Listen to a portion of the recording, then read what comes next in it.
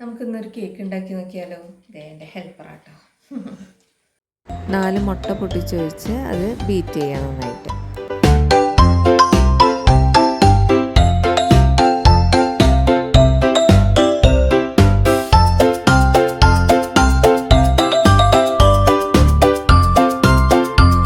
ഇതിലേക്ക് 3/4 കപ്പ് പഞ്ചസാരയും പിന്നെ 1 ടീസ്പൂൺ വാനില എസൻസും ഒഴിച്ച് നന്നായിട്ട് ബീറ്റ് ചെയ്യുക. വാനില എസൻസ് ഒഴിക്കുന്നത് എന്തിനാണെന്ന് വെച്ചാൽ മുട്ടയുടെ മണമൊക്കെ പോകാൻ വേണ്ടിയിട്ടാണ്.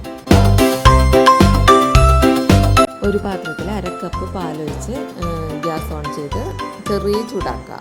അതിനുശേഷം ഗ്യാസ് ഓഫ് ചെയ്തതിന് ശേഷം അതിലേക്ക് 1/2 കപ്പ് സൺഫ്ലവർ ഓയിൽ ഒഴിച്ച് നന്നായിട്ട് മിക്സ് ചെയ്തതിന് ശേഷം ആ ചെറു ചൂടോടുകൂടി അത് ബാറ്ററിലേക്ക് ഒഴിച്ച് നന്നായിട്ട് ബീറ്റ് ചെയ്യുക. അതിനുശേഷം ഒരു ബൗളിലേക്ക് 1 കപ്പ് മൈദ, 1 ടീസ്പൂൺ ബേക്കിംഗ് പൗഡർ, 1 നുള്ളു ഉപ്പ് ഇത് ചേർത്ത് നന്നായിട്ട് മിക്സ് ചെയ്ത് ഒരു അരിപ്പയിലൂടെ ഈ ബാറ്ററിലേക്ക് നന്നായിട്ട് അരിച്ചിടുക. 1-2 പ്രാവശ്യമായിട്ട് അരിച്ചിടുക. എന്നിട്ട് പതിയെ ഇളക്കി കൊടുക്കുക. ആ ഒരു ഇത് പോവാതെ നന്നായിട്ട് പതിയെ ഇളക്കി കൊടുക്കുക കേട്ടോ.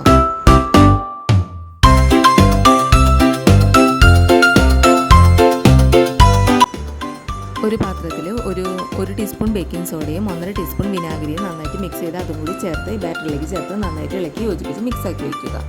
കേക്ക് ട്രേയിൽ ഓയിൽ പുരട്ടി ബട്ടർ പേപ്പർ വിരിച്ച് അതിലേക്ക് ഈ ബാറ്റർ ഒഴിച്ച് നന്നായിട്ട് ടാപ്പ് ചെയ്യുക. ഒരു 10-30 പ്രാവശ്യം ടാപ്പ് ചെയ്യണം, എന്നാലേ അതിലെ എയർ ബബിൾസ് എല്ലാം പോവുള്ളൂ. അതിനുശേഷം ചൂടുകട്ടിയുള്ള പാത്രം ചൂടാക്കാൻ വെച്ചിട്ട് അതിലേക്ക് ഈ ബാറ്റർ ഒഴിച്ച കേക്ക് ട്രേ അതിലേക്ക് വെച്ച് 5 മിനിറ്റ് ഹൈ ഫ്ലെയിമിൽ വയ്ക്കുക. ഒരു 20 മിനിറ്റോളം ലോ ഫ്ലെയിമിൽ വെച്ച് വേവിക്കാൻ വയ്ക്കുക.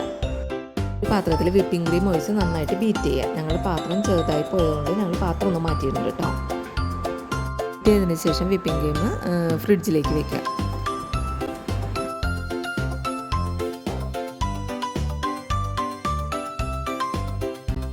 സ്പോഞ്ചിൻ്റെ മുകളിൽ ഒഴിക്കാനായിട്ട് 2 കപ്പ് പാലിൽ കുറച്ച് പഞ്ചസാര ഒഴിച്ച് നന്നായിട്ട് ചൂടാക്കി അത് മാറ്റി. സ്പോഞ്ചും വിപ്പിംഗ് ക്രീമും എല്ലാം റെഡി ആയിട്ടുണ്ട്.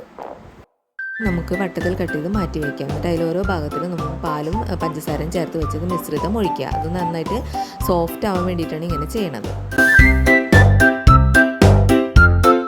മുകളിലായിട്ട് വിപ്പിംഗ് ക്രീം നന്നായിട്ട് തേക്കുക. അതിനുശേഷം അതിൻ്റെ സെക്കൻഡ് പാർട്ട് എടുത്ത് വയ്ക്കുക. അതും ഇതുപോലെ തന്നെ മുകളിൽ പാലും പഞ്ചസാരയും ചേർത്ത് മിശ്രിതം ഒഴിക്കുക. അതിന് മുകളിൽ വിപ്പിംഗ് ക്രീം തേച്ച് നന്നായിട്ട് ഡെക്കറേറ്റ് ചെയ്ത് വയ്ക്കുക.